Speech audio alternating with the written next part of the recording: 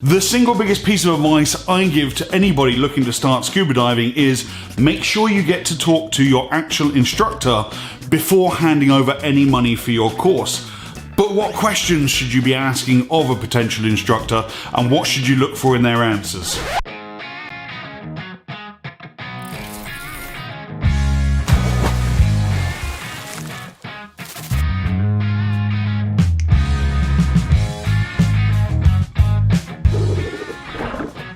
Ladies and gentlemen, what's going on, and welcome to Divers Ready. My name's James. We are back once again with yet another Mouthpiece Monday. How's everybody doing out there in YouTube land? If you're new to our channel, please consider to make your next dive on our subscribe button. Click that little bell icon so you don't miss any of our future content, because we make videos here at Divers Ready with one simple goal in mind, and that's to help make you a better scuba diver. If you're a regular viewer of this channel, you've heard me say 100 times before, make sure you get to talk to your actual instructor before you hand over any money for your course. That goes for any level of training, but it goes double for open water certification. But until now, I really haven't gone into details of, okay, how should that conversation go? What questions should you ask, and what should you look for in their answers? So that's what we're going to tackle today. Before we dive into it, I want to say a great big thank you to our sponsor for this video, Dive-Right, equipment for serious divers. You guys know that we've paired up with Dive-Right to bring you a whole series of videos on gear maintenance. The next one of those videos is dropping this coming Thursday. We'll be giving away more Dive-Right gear, so make sure you don't miss that video. Also, I want to say thank you to everyone who supported Dive-Right, who's gone over to their social channels and helped me out by supporting my sponsors. If you haven't done so already, all of Dive-Right's social media links are in the description of this video below. Go to their Instagram, go to their Facebook, throw them a like, throw them a follow, subscribe to their YouTube channel themselves, and that helps me out. Let them know that James from Divers Ready sent you. It really is the biggest mistake I see made. Too many people wander into a dive center, or they pick up the phone and get, the operator, the front desk person on the phone, and they book a course. They just book a course. Yeah, sure. And they're randomly assigned a dive instructor. Now, there's the chance that could work out, and there's the chance it could go horribly, horribly wrong. But why leave it to chance? Always make sure you get to speak to the actual person who's going to be in the water with you, who's going to be responsible for your safety and your training going forwards. I mean, that makes sense, right? When I wrote this video, I kind of did it from the point of view of someone looking to do their open water training. But really, these questions will apply to any level of course that you're looking to take. Question one is, how long have you been an instructor?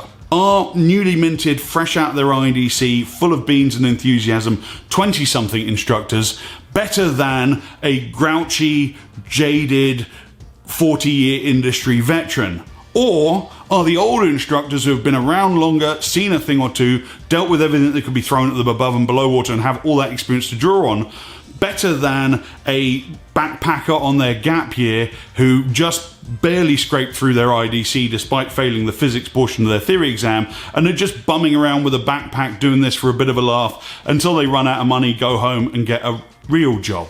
I have no idea what a real job is. And honestly, I have no idea what a real job is, but I've heard about them and they sound kind of lame. Of course, it's down to the individual, and I know plenty of examples of each of those four categories of stereotypes I just gave to you.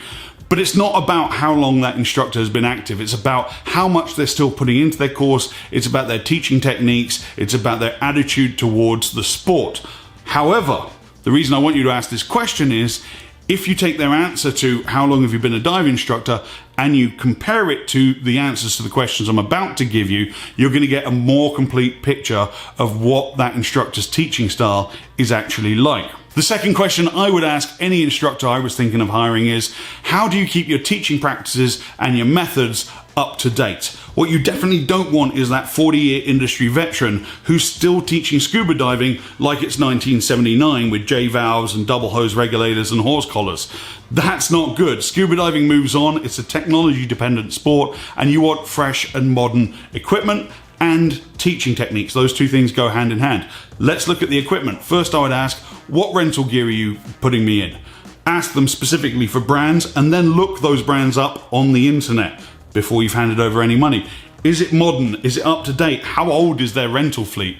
Are they refreshing it? And it's not just about the modern equipment either. Their teaching styles need to be up to date. Will your potential instructor teach you skills neutrally buoyant, or will they have you kneel on the bottom of the pool like it's 1984? We made a video about that. You can check it out above there. Does the instructor have a focus on the fundamentals of scuba diving? Breathing, buoyancy, trim, propulsion, or are they just going to doggedly follow what it says on the slates and do the minimum required? We'll talk about that in just a minute. How will they make sure that you're completely proficient by the end of your course? How many skill repetitions will they have you do? Are they one of those instructors that's like one and done and moving on? Or will they get you to repeat skills multiple times until you have true mastery? These are vital questions. So following on from that idea then, question 3 is, what would you teach me on this course beyond the minimum standards? Look at the course standards for the course you're thinking about taking. That's easier done with some agencies that make them public than others that don't. What are you trying to hide? Why can't potential people see the standards? Why can't they hold their instructors accountable? Whole different video, we haven't got time for that today. The standards of a course are the minimum standards that your instructor has to do. The minimum standards. So that means that if you do every single one of those standards on the slates, on the course outline, that's great, but you're passing at the lowest passing grade, which when I was in school was C-. So you got to decide, do you want to be a C- diver or do you want to go for an A*? If you don't want to be a C- grade diver, you need to find an instructor that goes beyond those minimum standards. And let me be very clear, when I say go beyond the standards, I don't mean break standards. I don't mean that, oh, well, the open water limit is 60 feet, so I'm going to take you to 100 feet. That is an absolute no-no. That is a recipe for disaster. You definitely don't want that instructor. But you do want an instructor who's going to enrich your learning by not only making sure you've got skills mastery, but by giving you extra support and extra hints and tips and put the passion into the course to make you a better, more well-rounded diver. I'm talking about things like a foundations workshop where you're just purely in a confined environment, working on buoyancy, breathing, trim, and propulsion before you even start with mask remove and reg out and all that stuff. What about an equipment class where they go into detail about the difference between a piston and a diaphragm regulator and give you buyer advice so that when you're looking to invest in your own gear, you buy quality stuff and get value for your money? Or a packing hints and tips workshop to make sure you're better organized, you don't forget anything, and your gear is protected when you travel. Or, for example, or someone who helps you learn dive etiquette so you don't make social faux pas the first time you get on a dive boat after your course. There are lots of little hints and tips and mini classes that your instructor can pack into your course that will make you a better, more well-rounded diver.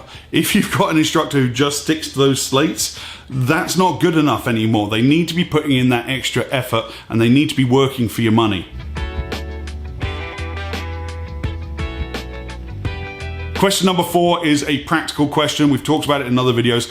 Class sizes. How many people will be on the course with me?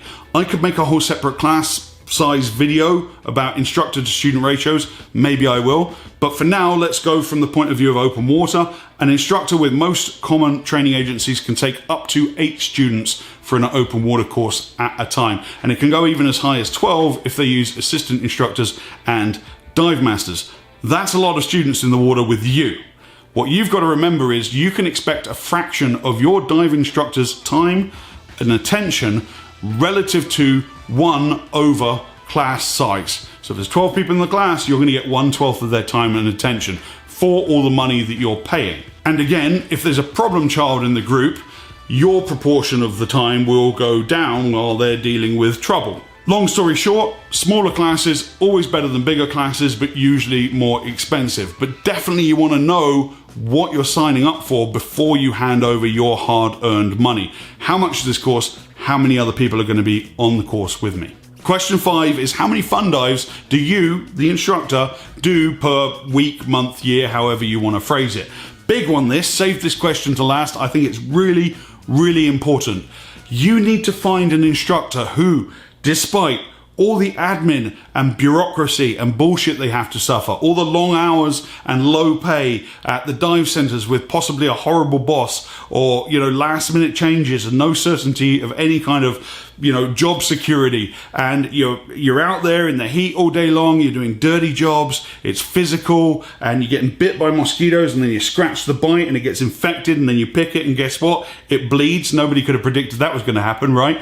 And the rashes, God, nobody ever talks about the rashes. You're dunking yourself in salt water, and then you're sun drying in humid air in the tropics, and then you get back in the salt and back in the sun until your undercarriage looks like a rusted out Ford Bronco.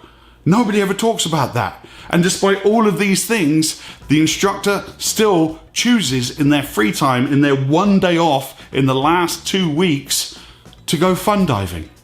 That means they still really love scuba diving. And that, above everything else I've said in this video, is the thing you need to find in an instructor. You need to find an instructor who is in love with the sport, despite everything I just went through. You need to find an instructor who's so obsessed with scuba diving that when they've just done 15 days straight of teaching scuba diving and they get one God-given day off, all they can think about is taking their camera out, or their new rig, or their new computer, or whatever, and just get to go diving. It's one of the few benefits of being a dive instructor is you can pretty much dive for free whenever you want. So why wouldn't you? Why wouldn't you? Because you're jaded, because you're done with diving, you're out of love with the sport, and you're basically just doing this for the meager paycheck. Is that the kind of instructor you want? I don't think so. So that's a really important question. How many fun dives does your potential instructor do per year?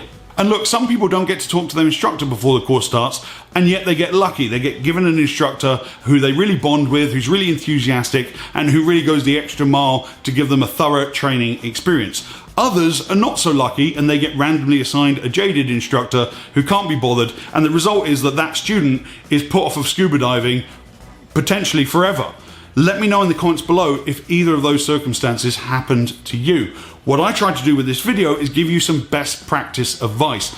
I want you to talk to your instructors and ask them these questions so you have a better idea of what your training experience is going to be like before you hand over your hard-earned money. My ultimate goal is to get as many people into scuba diving as possible, keep them there, and grow the fantastic sport that I myself love. Ladies and gentlemen, thank you so much for watching. Don't forget to subscribe to our channel if you haven't done so already. And thanks again to Dive Right for sponsoring this video and for the whole gear maintenance series, the next one of which is dropping this coming Thursday at 6:30 Eastern Time. Make sure you check it out. We'll be giving away more awesome Dive Right equipment for serious divers. It's going to be massive. Just over here, I'll put some other content you can check out at your leisure. And until next time, my name's James. This was your Divers Ready Mouthpiece Monday for this week. Dive safe, dive often.